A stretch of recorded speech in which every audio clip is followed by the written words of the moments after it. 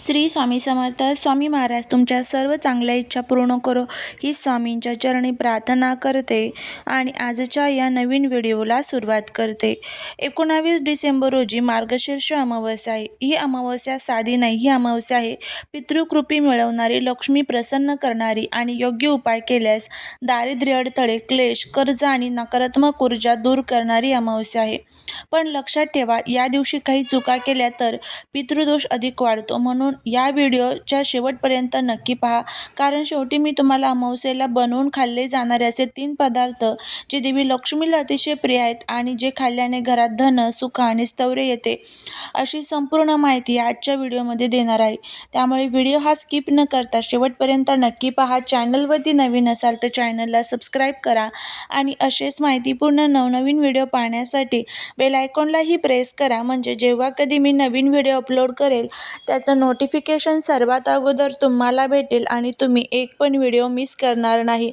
मार्गशीर्ष महिना हा स्वतः श्री विष्णूंना प्रिय आहे आणि या महिन्यात येणारी अमावस्या ही पितरांची कृपा मिळवण्यासाठी, पितृदोष शांत करण्यासाठी, आर्थिक अडचणी दूर करण्यासाठी, घरातील नकारात्मक ऊर्जा नष्ट करण्यासाठी अत्यंत महत्त्वाची मानली जाते. शास्त्रानुसार मार्गशीर्ष अमावस्येला केलेले दान, तर्पण आणि सेवा हे 100 अमावस्येच्या पुण्याइतके फळ आपल्याला देते. अमावस्या म्हणजे काय, तर पितरांचा पृथ्वीवर आगमनाचा दिवस. पितर आपल्या घराकडे पाहतात, आपल्या वंशजांकडून सेवा, अन्न, जल यांची अपेक्षा करतात.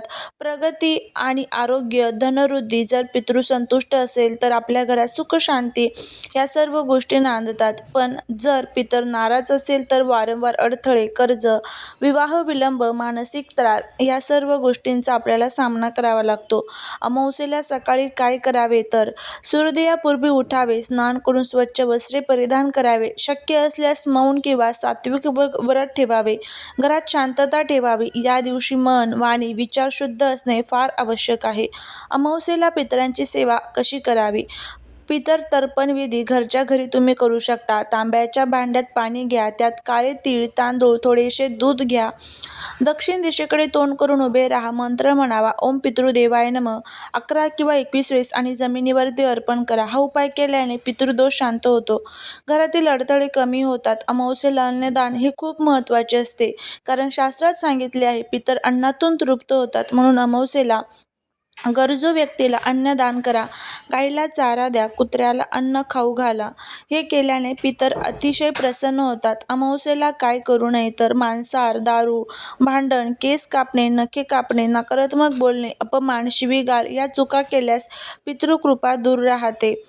पितृदोष निवारणासाठी अमावस्येला काही प्रभावी असे उपाय केले जातात. त्यामध्ये आपल्याला पिंपळाच्या झाडाची सेवा करायची असते. पिंपळाच्या झाडामध्ये साक्षात भगवान विष्णू आणि देवी लक्ष्मी यांचा निवास असतो. अमावस्येच्या दिवशी आपले पूर्वज पिंपळाच्या झाडावरती स्वतः निवास करत असतात. यामुळे या दिवशी झाडाला पाणी, जल अर्पण करा. एक दिवा हा आवर्जून आपल्याला त्या झाडाखाली संध्याकाळी लावायचा असतो.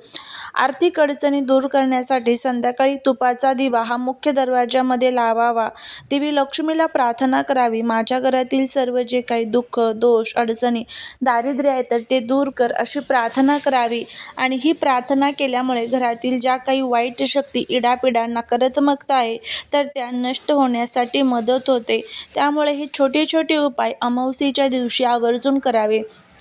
त्याचबरोबर अमावस्येच्या दिवशी आपल्या पूर्वजांसाठी एक दिवा हा आवर्जून अर्पण करावा. यामध्ये तुम्ही काळे तीळ जे आहे तर ते आवर्जून आपल्याला टाकायचे असतात. दक्षिण दिशेकडे तोंड करून आपल्याला हा दिवा जो आहे तर तो लावायचा असतो. यंदा शुक्रवार आणि अमावस्या एकत्र आलेली आहे. शुक्रवार हा देवी लक्ष्मीचा दिवस आहे आणि अमावस्या ही सुद्धा देवी लक्ष्मीला समर्पित असते. या दिवशी देवी लक्ष्मीची पूजा केल्यामुळे घरातील सर्व अडचणी, दुःख, दोष, दारिद्र्य जे आहे तर ते दूर होण्यासाठी मदत होत असते.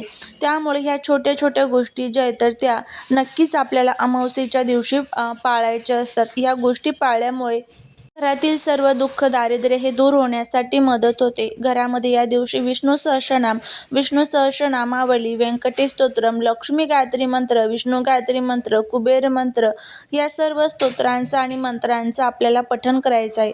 या स्तोत्रांचं आणि मंत्रांचं पठण केल्यामुळे घरामध्ये असणारी जी काही वाईट शक्ती, इडापिडा, दोष आहेत तर ते सर्व नष्ट होतात. देवी लक्ष्मी ही आपल्यावरती प्रसन्न होत असते.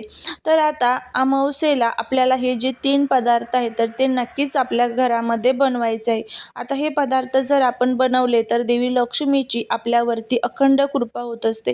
तुम्ही म्हणाल की फक्त पदार्थ बनवणे आणि त्याने आपल्यावरती कृपा होते का? तर बघा, अन्नदान हे सर्वात श्रेष्ठ दान मानलं जातं. त्यामुळे हा नैवेद्य सर्वात प्रथम आपल्याला देवी देवतांना अर्पण करायचा आहे. त्यानंतर तो आपल्याला घरामध्ये खायचा आहे. त्याचबरोबर या दिवशी कावळ्याला, कुत्र्याला, गाईला काहीतरी घास जो आहे तर तो आवर्जून तुम्हाला खाण्यासाठी द्यायचा आहे.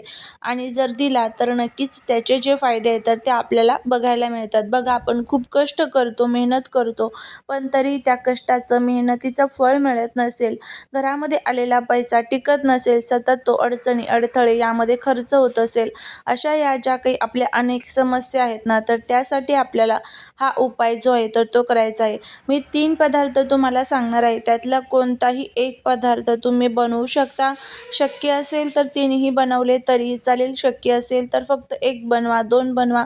यथाशक्ती तुम्हाला जमेल त्या पद्धतीने तुम्ही करू शकता. फक्त सेवा आणि उपाय करणं हे तितकंच महत्त्वाचं आहे. सकाळ, संध्याकाळ कोणत्याही वेळेमध्ये तुम्ही हे 3 पदार्थ जे आहेत तर ते बनवायचे आहेत.